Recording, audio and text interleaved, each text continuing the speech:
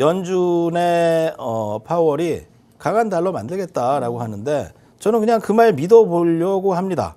그래서 이 상품은 달러를 간접적으로 우리가 매수할 수 있는 상품인데요. 코드 번호는 261110인데 타이거 미국 달러 선물 레버리지입니다. 요 이제 ETF 상품이기도 한데 뭐 주식 시장에는 여러 가지 상품들이 많으니까 지금은 네. 또 비트코인도 하는 시대고 또 무슨 여러 가지 뭐 해외 선물이라든지 뭐 옵션이라든지 ELW라든지 이런 많은 파생이 있는데 리스크가 커요. 10배, 3배짜리 녹습니다. 하지만 이거는 그냥 달러를 사두는 거와 같은 효과를 가지고 있는 거기 때문에 그러네요. 예, 그냥 달러를 좀 사두겠다. 나의 현금 비중에 30%는 요 달러를 좀 사두겠다 좀 말씀을 드리면서요. 요 타이거 미국 달러 선물 ETF 그리고 오늘 저 불황형 기업인 농심까지 조금 말씀드렸습니다. 네. 자, 기나긴 추석이 끝났는데요. 지나갔습니다. 네, 새롭게 이제 첫날이 시작됐는데 증시가 좋지 않습니다만 저는 이 리스크를 헤쳐나갈 수 있는 방법 그리고 지난주에 저는 이제 증시에 대해서 좀 안 좋게 보면서 오히려 좀 방어적인 종목들을 편입시켰는데요. 오르고 있습니다. 저와 함께 이 시장 어려운 시장을 함께 헤쳐나가시기 바라겠습니다. 시장 분위기는 전반적으로 좋지가 않고 악재들도 많이 쏟아지고 있습니다. 우리가 어떤 부분에 초점을 맞춰서 시장을 좀 봐야 될까요? 네, 참 어려운 얘기면서도 좀 중요한 얘기입니다. 왜냐하면 이제 투자자분들의 자산이 걸려 있잖아요. 저는 하방 쪽을 많이 보고 있다. 일단 그걸 좀 말씀드리겠는데요. 자, 실제적으로 증시가 하락하고 있는데 하락할 때마다 반등은 오지만요. 최근에 제가 8월 달이죠. 뭐 지난 방송에도 말씀드렸지만 8월 달에 이제 코스닥이 8개월 만에 매도 신호가 발생됐다. 코스닥 인버스가 됐다 말씀드렸고요. 죄송해요. 차트를 한번 보겠습니다. 인버스입니다. 인버스. 자, 일목에서 기술적 지표부터 말씀드리는 이유는요. 저희가 아무리 시장 상황이 분명히 안 좋죠. 왜냐하면 이제 국채 금리가 올라가고 있고 빌 에크만이라는 자 잠시 후에 말씀드리겠지만 제2의 워렌 버핏은 지금 국채 금리도 낮다면서 숏을 쳤습니다. 국채 금리가 더 올라간다는 거고요. 자, 코스닥의 차트입니다. 지금까지 올해죠. 일목균형표에서는 2023년 1월 달에 코스닥 인버스라는 코스닥이 내려가면 수익이 나죠. 네. 이 인버스를 다 팔아라. 코스닥이 올라간다라는 것을 이 일목 구름대를 돌파하면서 이걸 이제 역전 신호라 그럽니다. 작년 올해 초죠. 올해 초 코스닥을 사라라고 강하게 나왔었는데 그 이후에 올해 최근이죠. 최근 9월 달부터 거의 한 6, 7개월 만에 코스닥에 대해서 인버스가 매수 신호가 났다. 제 오픈 채팅방에서도 야 이거 코스닥 7개월 만에 인버스 매수 신호 난 거 알아? 여러분들 이렇게 농담식으로 말씀을 좀 드렸습니다만 이 구름대를 진입되고 있는데 이 전고점을 넘어가고 있습니다. 코스닥도 그렇고 인버스가 자, 이 추세를 저는 추정한다. 시장에서 저는 가장 중요시 생각하는 것이 일목균형표와 함께 또 추세입니다. 시장의 추세에 순응해야지 시장의 추세에 순응하지 않는다면은 역행할 수는 없죠. 그래서 저는 아직은 하락 추세가 지속되고 있고 어디까지 하락을 할지는 제가 말씀을 드리면은요. 하락 목표치가 너무 밑에 있어서 그거는 좀 자제하겠습니다만 어쨌건 다행히도 실제로 이제 설 연휴 이후 미국 연방정부는 뭐 셧다운 위기를 넘겼죠. 네. 뭐 급등하던 유가가 떨어졌는데도 불구하고 그러니까요. 증시가 다시 하락을 했습니다. 애플이나 뭐 이런 테슬라도 간당간당해요. 그래서 이 120주선을 만일 이탈하는 그림이 나오면요. 코스닥과 코스피의 변동성이 더 강해질 수 있다는 것을 봐야 되고요. 아까도 좀 말씀드렸는데 제2의 워렌 버핏이라고 불리는 빌 에크만이라는 분이 있어요. 아시나요? 빌 에크만. 들어보긴 했는데 예. 잘은 모르겠어요. 저도 잘 몰라요. 네. 그런 분이 있대요. 네. 근데 뭐 억만장자랍니다. 억만장자. 근데 그분하고 최근에 워렌 버핏하고 네. 반대 포지션이었어요. 어. 제가 지난 방송에도 잠깐 말씀드렸는데 채권 금리가 저는 4.6 정도로 봤는데 네. 이 사람은 더 안 좋게 비관론적으로 보고 있다. 네. 4.6도 지금 아직 비싸다면서 채권에다가 숏을 쳤다. 아. 그러니까 채권 금리가 더 오른다는 얘기죠. 네. 근데 지금 그런 현상이 벌어지고 있어요. 워렌 버핏은 채권을 샀는데 네. 손해를 보고 있고 빌 에크만은 미국채 30년물에 숏배팅을 했는데 수익이 발생되고 있다. 네. 자, 그분이 이제 트위터에서도 장기 금리가 주식에 미치는 영향을 해지하기 위해서 30년 만기 미국 국채에 숏 포지션을 취했다고 한 것이 뭐 8월 달 초였는데요. 네. 8월부터 지금까지 숏 포지션을 유지하고 있다면 억만장자인데 억만 2천억 장자 정도 될 것 같아요.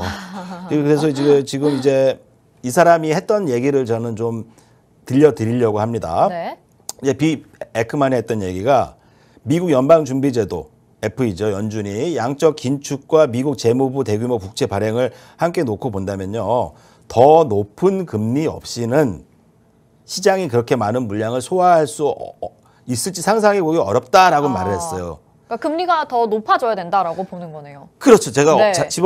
지난주에 국채를 많이 발행하고 금리가 높아서 빨리 국채를 사람들이 사야 되는데도 국채를 사야 되는 수급 주체가 없다 그랬죠. 네. 이 사람도 같은 맥락으로 지금 이 물량이 국채 물량이 이렇게 나오고 있는데 미국 국채 사라고 금리가 더 높아져야지 사람들이 살 거다. 그래서 금리가 더 올라갈 수밖에 없다라고 말한 것이고요. 네. 미국의 30년 국채 수익률은 곧 5.5%에 달하게 될 것이라고 베팅을 했는데 지금 4.8인데도 증시가 난리인데 네. 5.5라면은요. 30년물 이거 뭐 좀 그러면 코스피 지수가 오르기가 어렵다. 이거 증시 자체가 미국도 심각하다는 말씀을 드렸습니다. 자, 그런데 이제 뭐 대안은 있겠죠. 네, 어떻게 해야 될까요? 우리가 그러면은 시장이 이렇게 좀 악재에서 벗어나지 못하고 있는 상황이고 금리도 계속 오를 전망이라고 말씀을 해주셨는데 네. 그렇다면 우리가 또 어느 곳에 투자를 해야 될지 참 그게 고민인 것 같거든요. 여기선 짧게만 좀 들어볼까요? 네. 그래서 뭐 지난주에 제가 좀 요 시간대 좀 편입했던 게 네, 지금의 왕이 뭐죠? 왕, 킹. 달러. 그죠? 킹 네. 달러. 네, 킹 달러. 그냥 킹을 따라가야 됩니다. 어. 그래서 저는 이제 타이거 미국 달러. 지난번에 말씀을 해주셨었어요. 예, 미국 달러의 선물 레버리지. 달러를 이제 살 수 있는 것들이 방법이 있죠. 그거와 함께 또 경기 방어주죠. 경기 방어주. 증시가 안 좋아도 좀 올라갈 수 있는 라면주. 네. 맞아요. 우리 농심. 농심이랑 삼양식품 이런 거 봤었잖아요. 근데 우리 한수정 아나운서께서는 이제 삼양식품 좋을 것 같다 갖고 저는 아니 그래도 농심 좋을 것 같은데 했는데 농심은 좀 올라가고 어떻게 있어요. 됐나요? 삼양식품은 오늘 그냥 그날은 좀 많이 보합이네요, 올랐어요. 보합. 보합인데 네. 그래도 시장보다 강하고 있습니다. 그 얘기의 뜻은 지금 경기 민감주들이 추가 하락할 수 있다는 경고를 보내는 메시지와 같고요. 뭐 사실을 보는 대로 저는 제 얘기도 주장도 있지만 네. 빌 에크만 얘기와 또 차트 지표에서는 이제 일목균형표를 네. 통해서 그것을 저는 이제 주작이나 성리학처럼 해석해 드리는 것이지 제가 증시가 2천 간다라고 주장하는 게 아니라 일목이나 그런 데서는 네. 그렇게까지도 하락할 확률이 높다라는 것을 나타내고 있다. 최악의 상황에서는. 네, 최악의 상황에서는. 네. 그래서 보시고요. 알겠습니다. 알겠습니다. 그렇게 네. 말씀을 드려보도록 하겠습니다. 일단 시장 정리를 좀 해봐야 될 것 같아요. 계속적으로 뭐 미국에서도 국채 금리가 높아지고 있는 상황이기 때문에 우리가 추가적으로 금리 인상에 대한 어려움은 계속 안고 가야 된다. 그리고 그렇기 때문에 증시의 전반적인 어두운 면도 더 확산될 수 있겠다라는 이야기를 해주셨습니다. 그래서 지난주부터 우리 달러에 투자를 하자라는 이야기를 해주셨고 이렇게 경기 방어주로 삼아 볼 수 있는 종목들에 대해서 몇 가지를 좀 소개를 해주셨거든요. 있거든요. 그리고 방송에서도 종목들을 좀 소개를 해주시지만 사실 저희 함께 하실 수 있는 오픈 채팅방 들어와 계시면 명승부사 멘토님이 실시간으로 더 좋은 종목과 시장에 대한 브리핑을 해주고 계십니다. 여기에서 자세하게 설명해 주셨던 내용들이 아주 지금 시장에 깨알같이 조언이 되는 내용들이었더라고요. 그래서 종목별로 한번 자세하게 보면 어떨까 싶어요. 오픈 채팅방에서 어떤 종목들을 언급을 해주셨죠? 네, 오픈 채팅방에서는 요 방송에서 말씀드렸던 네. 타이거 미국 달러 선물 레버리지라든지 오히려 증시 하락에서 좀 수익이 발생되고 있는 인버스류들을 좀 보면서 말씀드리면서 네. 이 중에 몇 개라도 있지 않으면 안 된다라고 좀 강조를 드렸고요. 종목으로는 뭐 농심이라든지 네. 그래도 저는 이제 인공지능이나 네. AI 쪽은 좀 괜찮을 것 같다 말씀을 드렸는데요. 이 시장을 이기는 종목이 없습니다. 저는 그래서 그나마 이제 한미 반도체 한미 반도체. 그런 것들을 말씀드렸는데요. 네. 자, 보겠습니다. 한미 반도체를 말씀드리고 약간의 뭐 수익권에서 오늘 마이너스로 뭐 보합 부근인데 그래도 우리나라에서 이 한미 반도체가 세계 거의 뭐 후공정 업체 중 1위입니다. 뭐 예를 들어서 하나마이크론, 한미 반도체 등 후공정 업체, 장비 업체 등에 실제 저희 이제 과거에 무료 추천주에서도 100% 이상 수익이 좀 발생됐던 것이 한미 반도체인데요. 지금은 좀 높습니다만 그래도 시장 수급과 함께 반도체주가 간다면은요. 인공지능 AI 이 후공정 업체죠. 가야 되는데 이 반도체가 계속 집적화가 높아질수록 네. 중요해지는 부분이 있어요. 어떤 부분일까요? 중요해지는 부분? 반도체가 이제 좋아지면 직접화되면서 미세해질수록 크기가 작아지면 그렇죠. 어디에 들어갈까요? 뭐 2차 전지도 비슷한데 네. 되게 비슷한 내용입니다. 네. 이 패키징이나 후공정, 전공정 보자 뒤에 후공정이 중요합니다. 네. 근데 반도체 쪽은 이제 좀 저는 살아날 것으로 좀 보고 있는데 이 한미 반도체가 어쨌건 그 후공정 업체, 그러니까 네. 전공정보다 후공정 쪽이 미세화되면서 이 공정이 좀 복잡해지면서 중요성이 높아지고 있습니다. 근데 요 종목은 오늘 뭐 추세를 지키고만 있습니다. 차트로 한번 볼까요? 네. 그래서 저는 그래도 이제 시장을 저는 조금 이제 하락 쪽을 더 염두에 두고 있습니다. 뭐 지금 뭐 보합권에서 좀 움직이고 있는데 어느 정도 저는 한 5만 5천 원에서 6만 원까지의 상승이 좀 나올 확률이 좀 높다. 네. 근데 뭐 지수가 이제 뭐 이렇게까지 빠지면은요. 원래는 6% 오를 수 있는 종목도 못 오르게 되죠. 뭐 코스피 지수가 오늘 뭐 2% 넘게 55포인트가 빠져버리는데 네. 그래도 이거 버티고 있는 주식입니다만 어쨌건 뭐 여기까지 갈지 네. 좀 지켜보시면서 저 오픈 채팅방에서 좀 더 오셔서 같이 노력해 보시기 바라겠습니다. 네, 이거 누르시고 오픈 채팅 참여하기 버튼 눌러주시면 우리 명승부사 멘토님과 함께 하실 수 있고 지난주에 이어서 이번 주까지 지금 명절 전후로 해서 굉장히 안 좋은 시장에 대해서 면밀하게 관찰하시고 적절한 투자처로 수익을 챙기고 계시는 분입니다. 힘든 시장에서 우리 명승부사 멘토님과 함께 여러분들 믿고 의지하면서 따라가신다면 좋겠네요.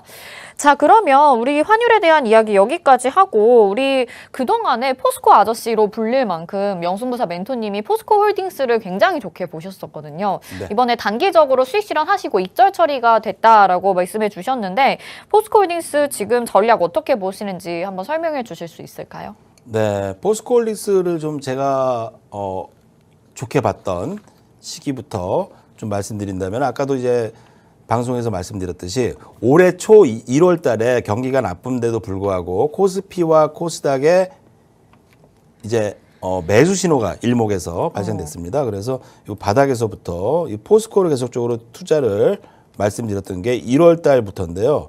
2차 전지의 급등과 함께 최근에 뭐 상당히 많이 급등했죠. 30만 원에서 70만 원까지 급등했습니다. 저는 그래도 이 회사는 2차 전지 중에 그래도 2차 전지라기보다 저는 2차 전지를 사랑한 게 아니라 포스코 홀딩스가 2007년부터 거의 15년을 못 간 기업입니다. 그래서 저는 농사로 치면은 오래 못 간 주식 그런 기업들의 주식을 사야 된다라고 말했는데 2차 전지 쪽을 확장하면서 주가가 좀 많이 올랐습니다.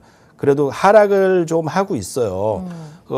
제가 이제 차트적으로 저는 이제 지난 방송에서도 요 빠지는 날 53만 원에서 편입을 했다가 이제 매수가를 위협하면 나와야겠죠. 익절을 말씀을 좀 드렸는데 월봉을 보시면은요, 주봉이나 월봉을 주봉을 보신다면은 뭐 중요 지지 자리입니다. 이 차트에서 51만 5천 원인데 여기를 유지시키면은 저는 다시 오를 수 있다라고 판단을 하고 있습니다만 지금 미국 증시나 글로벌 증시나 한국 증시 자체가 좀 쉽지 않은 모습이라서요. 조금 좀 지켜보면서 네. 저는 재편입을 추후에 하겠다.